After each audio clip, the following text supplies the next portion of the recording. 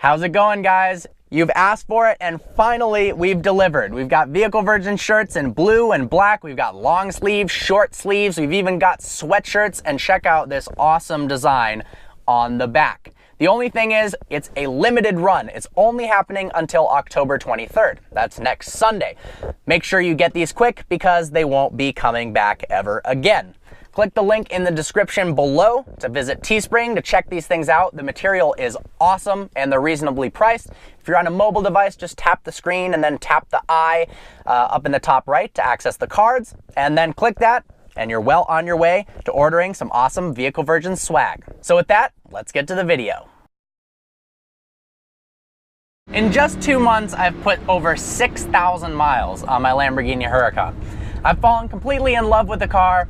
Thought I'd make a video series about the things I love about it. There's no way I can include all of them in this one video, so I'm leaving this one to just 5 things. And if you enjoyed the video and want to learn more about the car, I'll make subsequent videos with 5 more things or 10 more things and stuff like that. The first is, finally, this is a Lamborghini that drives better than it looks. What do I mean by that? Well, Lamborghinis have always looked incredibly good. They've sounded fantastic, but they kind of are heavy understeering pigs. But now with the Huracan and the Aventador SV, you've got a beautiful car that also handles incredibly well. You've got electromechanical steering instead of hydraulic steering, which normally scares people, but I'm telling you, it is absolutely brilliant. This car handles like a Porsche, and that is one of the best compliments that I can give any car. In the previous generation, the Gallardo, we had hydraulic steering. It was very, very heavy, it was direct, but it made the car feel bigger and heavier and more sluggish than potentially it actually was. Now, if I put it in Strada mode, one of 3 driving modes, street mode, the steering loosens up. It's nice and light, it's easy to go around town. Definitely not something you'd use on the track.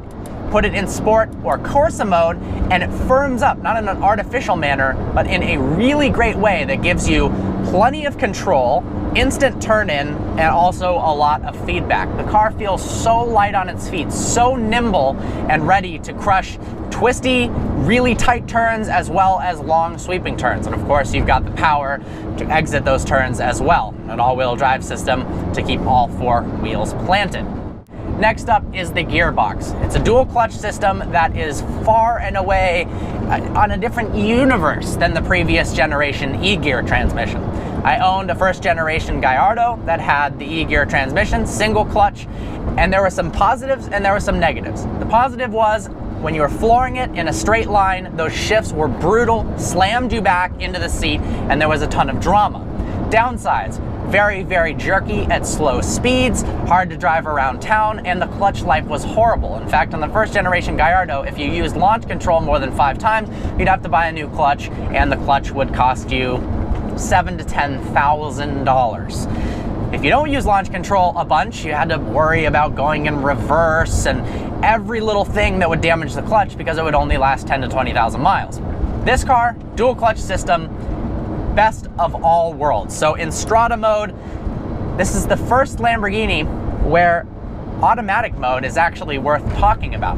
So we got it Strada in automatic, and the car shifts very smoothly, and because it's a dual clutch system, you don't have to worry about using up the clutch. This clutch is going to, both the clutches will last easily 40,000 miles plus without having to worry about it, and you can do launch control over and over and over again. Now switch it into sport mode, the shift times get a little bit more intense. If you're in automatic mode, it will hold the RPMs farther, and also in automatic mode, check this out. If you slam on the brakes, it downshifts for you. That was 3 downshifts into second gear. It actually thinks smarter than you can. But I didn't buy this car to put it in automatic mode. So Corsa is my favorite mode. It's manual only. The shifts are just the second you click the paddle, you're upshifting or downshifting.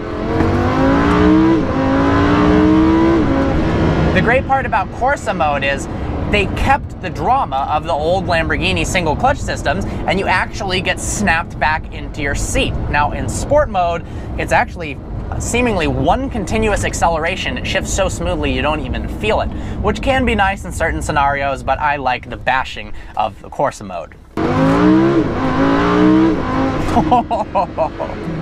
The acceleration is without a doubt one of the best parts of this car. It's actually faster than its older brother to both 60 miles an hour and the quarter mile.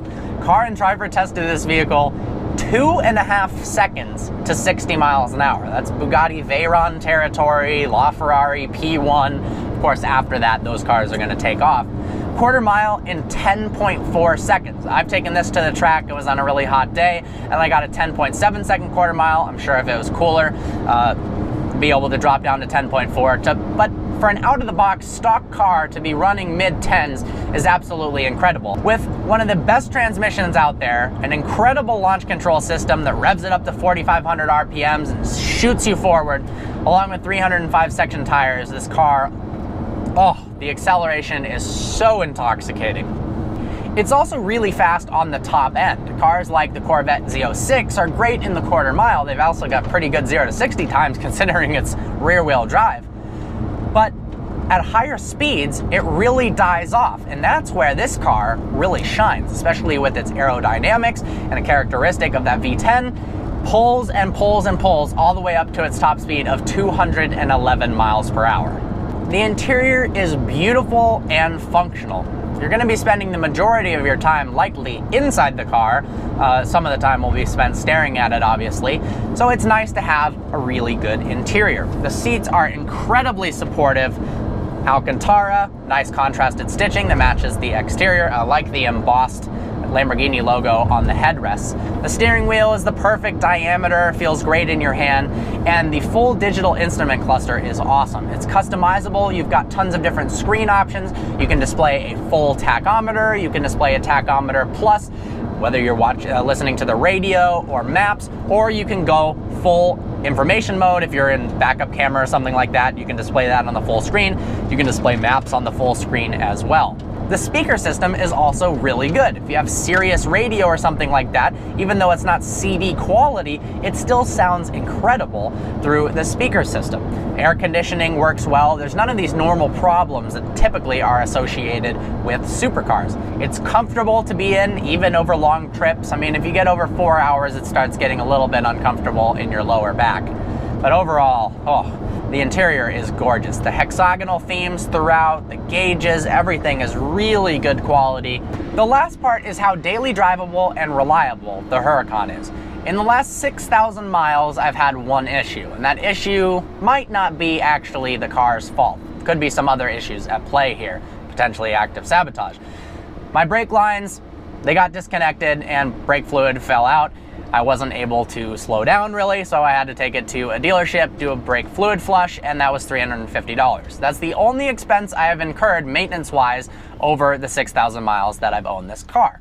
It's really not all that bad. And that's a really, really uncommon issue. I think my car was the only one to do that, so you can probably forget about that as well. You've got 3-year unlimited mile warranty from Lamborghini. That means, please, if you own a Huracan or you're thinking about one, drive the hell out of it because you've got all your warranty. If your motor blows, which isn't going to happen, it's a reliable vehicle, or transmission or electronic issues, most likely it'll be something electronic related, maybe a sensor going bad, you're totally covered. The Huracan is an incredibly dependable vehicle. It hasn't been out long enough to know how they function at 50,000 plus miles, but to be honest, most owners are never going to take them anywhere close to that. I do plan on driving this as much as I can. It's all-wheel drive, so I'm sure I'll take it out in the snow a little bit, as long as I can avoid the salt. I love this vehicle. Well, I hope you found this video informative. There's 5 things I love about my Huracan. I've got so many more, and if you like this video, I can share them all with you. Please browse our channel and subscribe. We'll look forward to seeing you next video.